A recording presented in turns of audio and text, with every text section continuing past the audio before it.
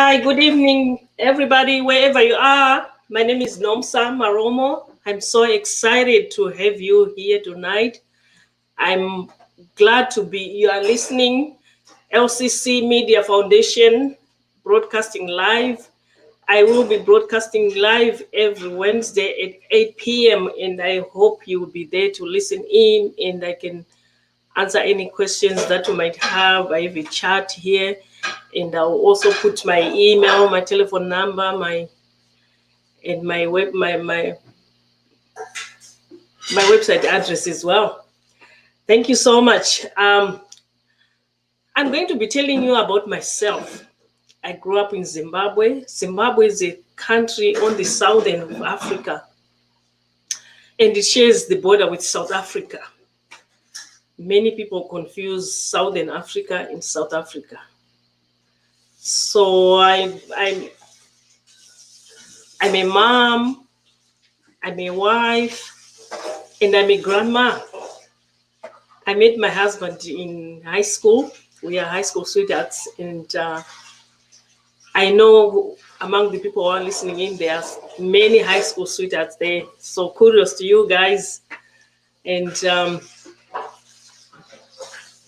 we were blessed with 3 children, 2 sons and a daughter, and 3 grandchildren. They are all grandsons, and we are excited to be growing our family. And we are excited to be in Canada. I met my husband in high school, and I was young. I married young, and I didn't know we'd get this far, honestly. I don't know about you guys, but what surprises me is sometimes lovers fail to talk to each other in a day or in a week. I don't know how that could be, because you guys have technology, you have telephone, you have all your phones, you have everything with you. With us, we used to write letters. Imagine I would go to a bookstore and look for the fanciest writing pads so that I could write a letter to now he's my husband, but to my boyfriend. And I would have to post it, and then it would take forever to get to him, and then I'll be waiting so anxiously for the response. And then he would reply, and then it would go on and on and on. Those are the days before technology. So you millennials, you have no reason not to be talking to one another, to your loved ones, because you have everything in place. We didn't have all these Facebook, we didn't have LinkedIn, we didn't have all these social media where we can send messages on the same day, and then that minute someone is reading your message. And this is amazing, guys, and we are so blessed. Even in this time of the pandemic, everyone is struggling. There was a lockdown, social distancing, but the good thing is we are still together in technology. We are still together in spirit. We are still together in love. So that is amazing, and God is great. So I just want to encourage you guys to just know how blessed you are to be surviving in this day and age, where you can socialize whenever you want, where you can talk to as many people as you can at the same time, where you can do whatever you want and help others at the same time. And the other thing I want to tell you about myself is I came to North America when in 2000, in the millennium, and it was kind of different life. I would have wished when we came to North America, we had the opportunity to research to find out where we were going. Of course, we having grown in Zimbabwe, we did world geography. So I knew about Canada, I knew about the USA, I knew about the world. so to speak, even before I visited the places that I knew, because we did world geography, so you'd know provinces and states and their capital cities and the country presidents and prime ministers. We knew all that, but now you can even check and see what is happening before you even get to a place. I wish it was like that before I came, but now everything's so clear. You can find out where you're going. You can find out what's happening. Even on the same day, you'll be talking to people. I'm in Amsterdam. When we are coming from Zimbabwe, when we visit Zimbabwe, sometimes we'll be talking all the way. Even on the flight, there's Wi-Fi. You can talk to people. So it's really amazing. But while we are in this pandemic, we see that we should not focus on what is happening, what is scary. We should focus on the good things that are surrounding us, the good things that is happening to us, and what we have versus what we don't have, or what it could be like. So I'm forever grateful to be actually here talking to you. I don't know how many people are listening, but that is amazing. And as I'll be talking to you, I'll be telling you about something unique about me. So the first thing that I'll tell you is I attended the same school from grade 1 up to Form 4 in the same school. And the surprising thing was when I went to high school, to Form 4, to high school, I had some people in my classmates who I had in grade 1. And one of them, we remained friends until this past year. Of course, he passed away, but we were the best of friends, even from grade 1. So that's one unique thing about me, that I went to the same school, and where we learned a lot. We used to do sports, and but it wasn't the same as it is now, that when you are performing, people are watching you or people are taking pictures. You just have to put everything in your memory, and that those memories, we still treasure them. I wish we could have captured all of them like what we do these days, but we didn't have that opportunity to capture everything. But things happen for a reason. Now we still have those memories, but we can't really make them visual. So we just have to tell the stories. Like I remember when I'm with my children, sometimes they ask me, how did you guys meet? How did this happen? We tell them we used to write each other little love letters, and we would switch the letters when we go for supper, and then the following day we continue with such that I remember at one time we were talking about we are third born children, so we should have 3 children, because if we stop at 2 or 1, then that means if our parents had done that, would never be born. So we were just talking about having 3 kids even before we got married, and we ended up having 3 children. But it's up to God. But I can say we were granted our wish. And being a mom was so amazing. Now I'm talking to those young moms, because I was a mom at 19. Everyone was scared for me. It was so uncomfortable for everyone. Was like that.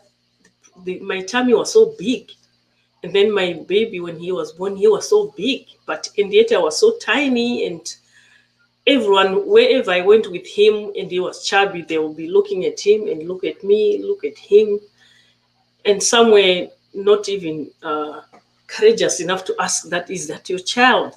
That's how amazing it was. So to those young mothers, I salute you. I know what you went through, what you're going through sometimes, but it's amazing to be a mom. It's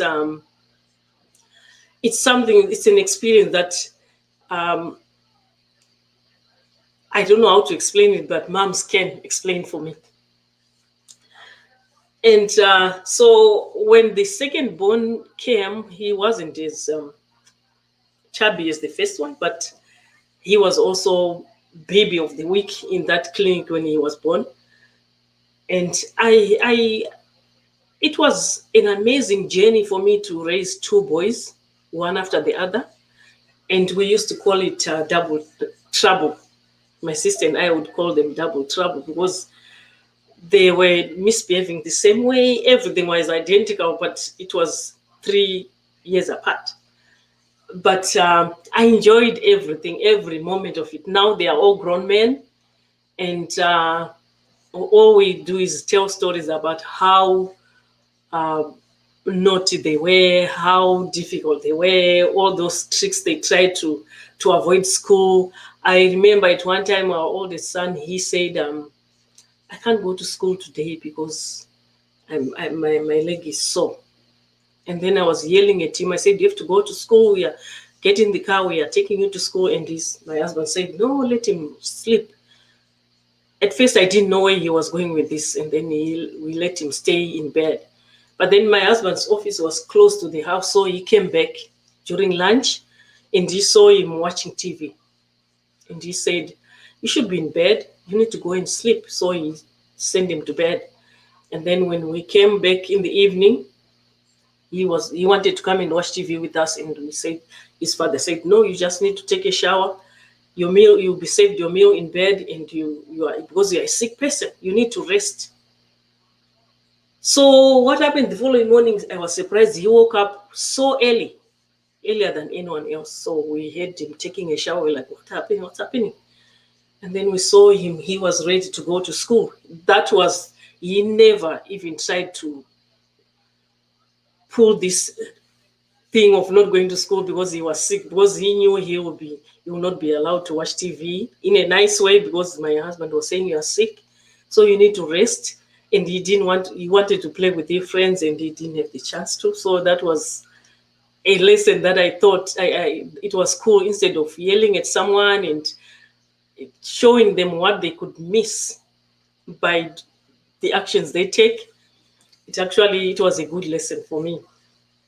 And then we kept on using that with the other two children. We would show them what they would miss versus some kind of punishment, but it worked. And then I started working at 20, and that was amazing too, because some of my colleagues were still in school, some were in nursing, some were going through to university, but I was already working. So my first interview was it was something that really scared me. That's something unique about me as well.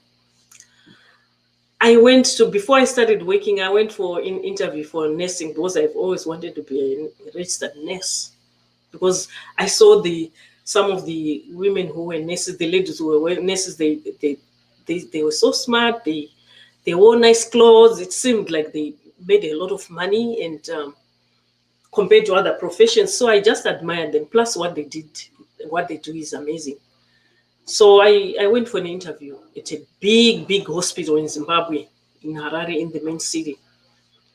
So we went through the interview. It was just like a walk around first to show us the hospital wards and what they do. And by the time we finished all that walk around, and then we went for interviews one-on-one and all this, I had already made up my mind that I was such a coward. I wasn't going to do that work. It wasn't for me. So if it's, I don't know who else is listening among all these, the people who are listening, if there's someone who is in the health department, someone who's a nurse, doctors, everyone who's helping sick people, I really salute you, because I couldn't do it myself. Not because it was hard or what, but I was just scared. I was scared of blood. Even when I was taking care of my children, I could not really face when a wound, so to speak. So I really salute you guys for what you do to help people, and your work. You are frontliners, and you, especially in the pandemic, you have given your lives, and we really salute you for that. Thank you for doing that with all your hearts. It's a calling. It's not just something that anyone can do. That's when I realized that there are some things that you can admire, but you can't really, you cannot do it. So I really admire people who are in nursing, and as a result, I could not be a nurse, but our daughter is a registered nurse. So that really is something. I couldn't do it. So she's always laughing at me that, Mom, you're such a chicken.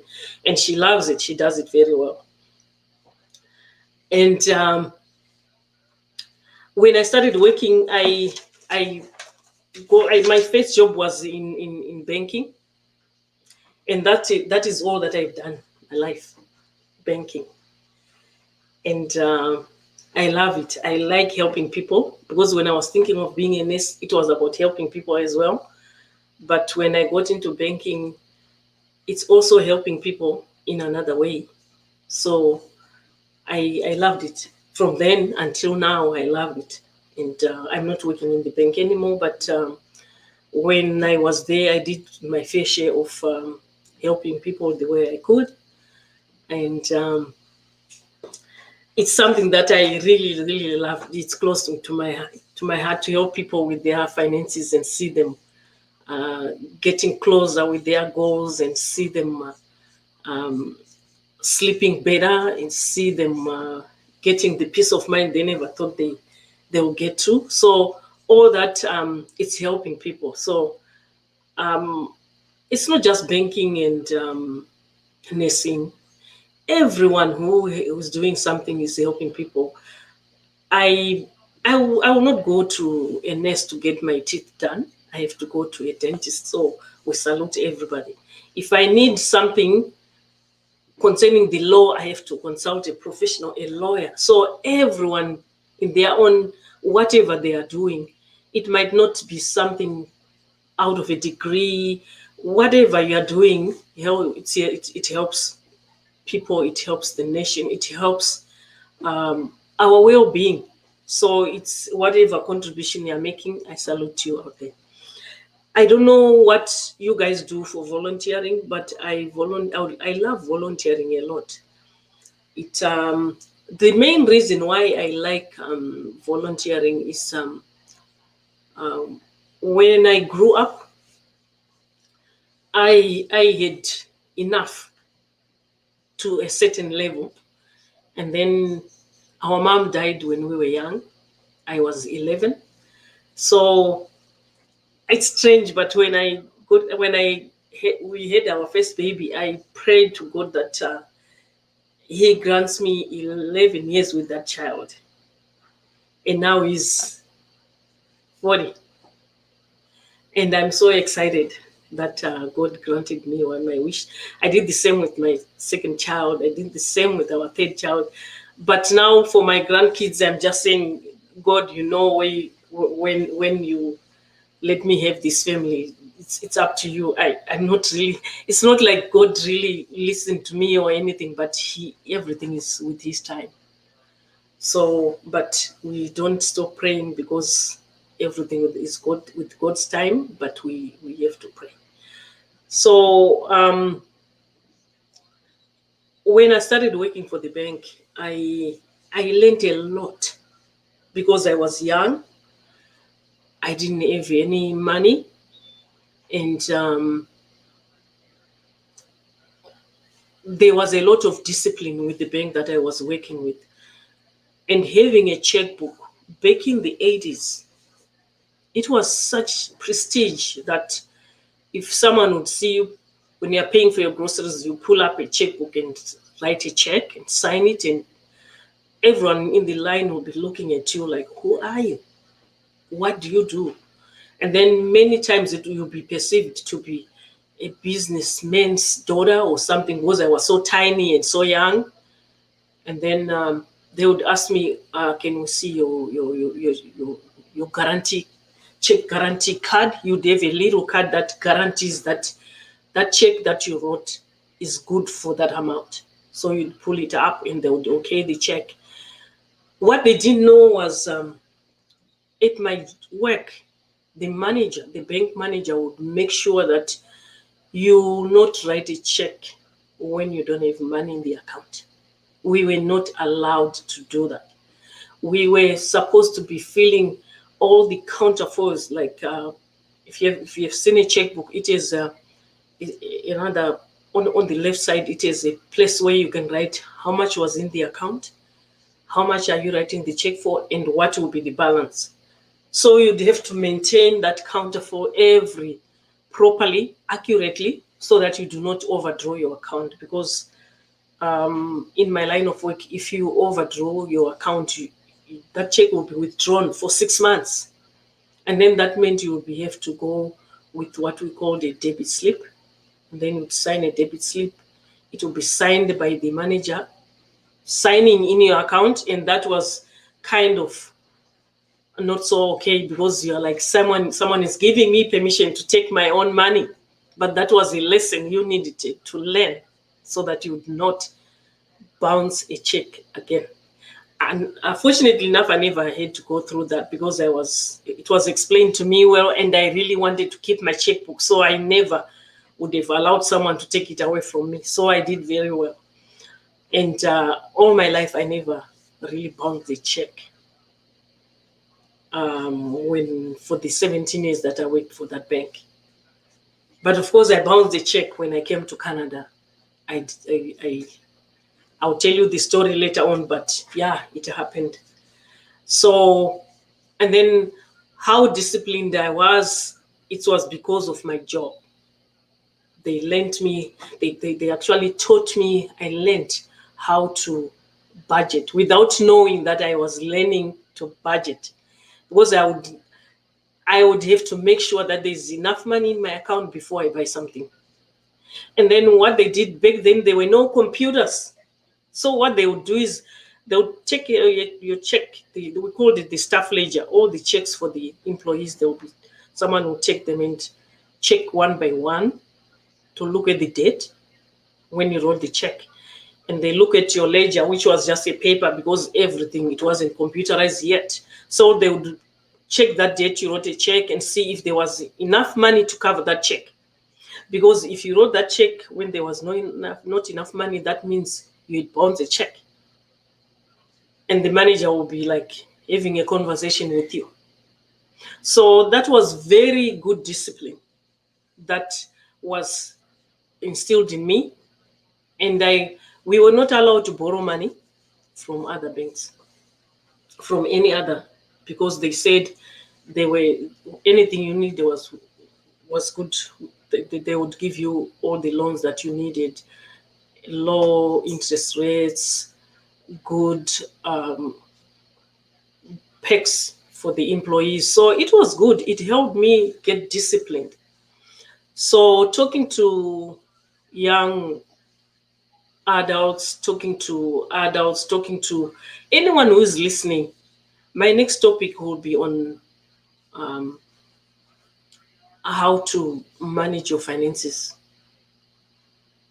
Right now, the Financial Consumer Agency in Canada is advising everyone to look at your financial literacy. Where are you with financial literacy? How knowledgeable are you with your finances, with what you're doing? So I'm going to be giving you tips and